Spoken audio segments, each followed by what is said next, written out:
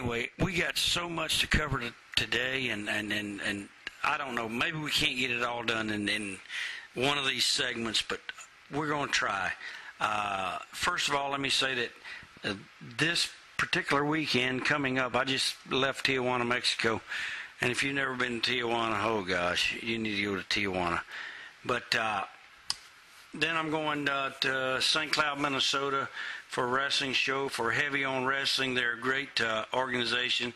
Heavy on Wrestling. They put on some big cards once or twice a year. They've had the Funk Brothers. They've had Mick Foley. They've had the Honky Tonk Man. They've had numerous other big-time guests that come over and perform on their shows. But we get down to the nuts and the bolts of this whole thing. It's now the ratings are in. The ratings are finally in. After, 2-3 weeks now, TNA is falling. I mean, they are circling like, can I say this? Like a turd going down a toilet. Unbelievable. Hey, Bubba the Love Sponge, where are you? And you create ratings. Eric Bischoff, where are you when you say, I'm a no-good douchebag, but yet your wife runs a website and runs a business where she is some kind of a life Christian believing in God. Does she know that what you said about me is I'm a no-good douchebag? Would God believe in that? So what I'm saying to my honkomaniacs is here's what we need to do. We got to bombard her website and let her know that her husband is a no-good douchebag.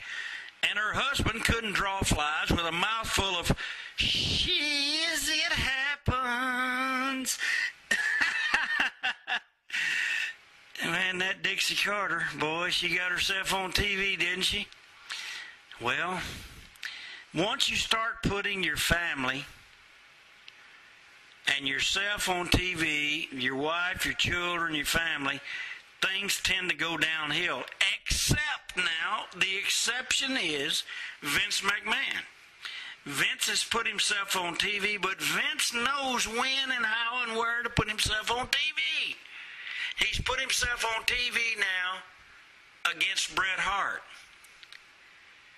And I'm glad Bret came back into the fold because I know Bret had struggled with it. I mean, wrestling with shadows is something that's been Bret's life. And I'm glad Bret buried the hatchet because we all have to. I did it. Someone asked, I've been asked a million times, would you go back to WWE? Well, I said, of course I would if they called me and it was the right offer to go back.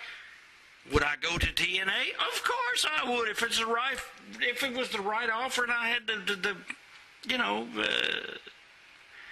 gave me, woo, Scott Hall, woo, sweet fat contract, Wolfpack in the house, daddy.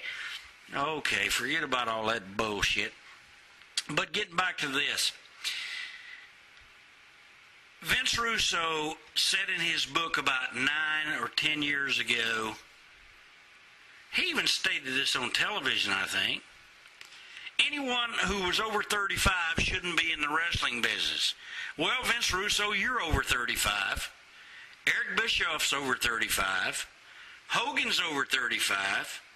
Scott Hall's over 35.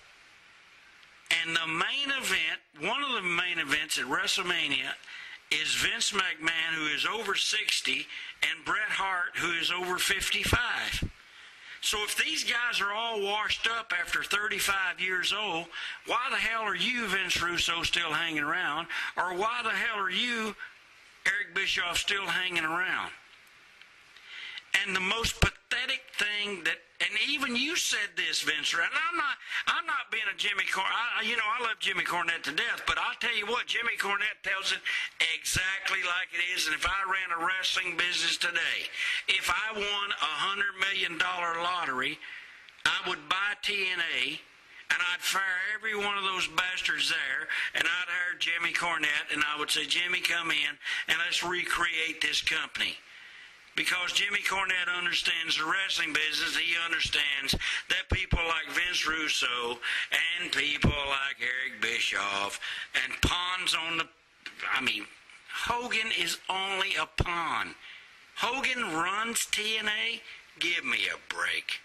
Whoever said Hogan ran... Hogan says, well, I run TNA. Well, what about that strip poker angle? Hey, I didn't write that. I didn't do that. Okay. So now you're passing the buck to somebody else. When I said I had a deal working with TNA, it meant nothing about wrestling. They contacted me about having a Legends action figure made.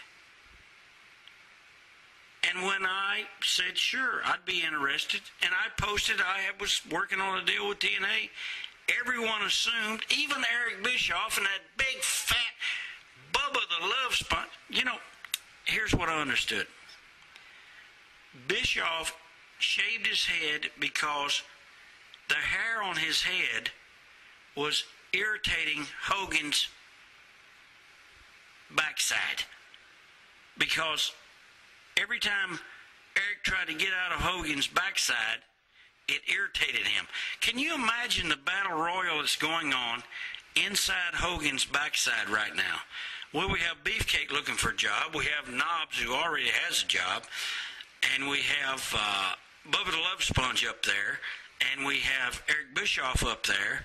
And it looks like Dixie Carter, she might be up there too. This is incredible, folks. I'm telling you.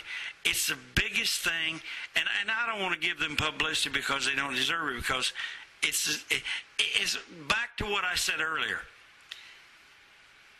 Russo wrote in his book, the most pathetic thing he saw was two old guys like Ric Flair and Hogan rolling around in the ring trying to recreate their youth.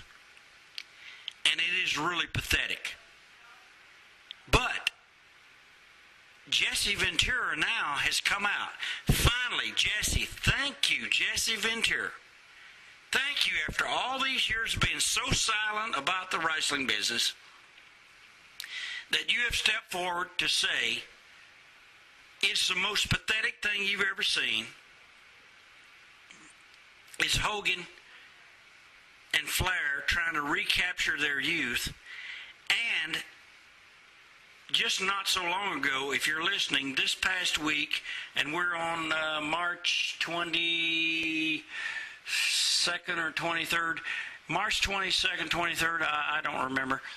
Anyway, Jesse stated and did an interview where he said Eric Bischoff was a notorious liar, and Eric Bischoff had lied about everything he had ever said.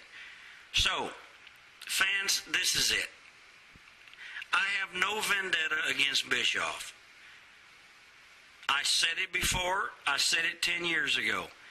If his heart was on fire and he was laying on the side of the highway and I walked along and he looked up and he stuck his hand in the air and he said, "Honky Tonk Man, please, please, piss in my mouth to put my heart that's on fire out. Would you please do this to save my life?" I would have to say, Eric, the only thing I can do is defecate, which is mean it in your mouth to choke you to death. You are a cancer. Vince Russo is a cancer. And more people, I mean, do I have to say, Hulk is not a cancer, but he's a manipulator. Enough said, folks. We got more to come. Till we meet again, adios and vio con Dios. That means goodbye, and I love this place.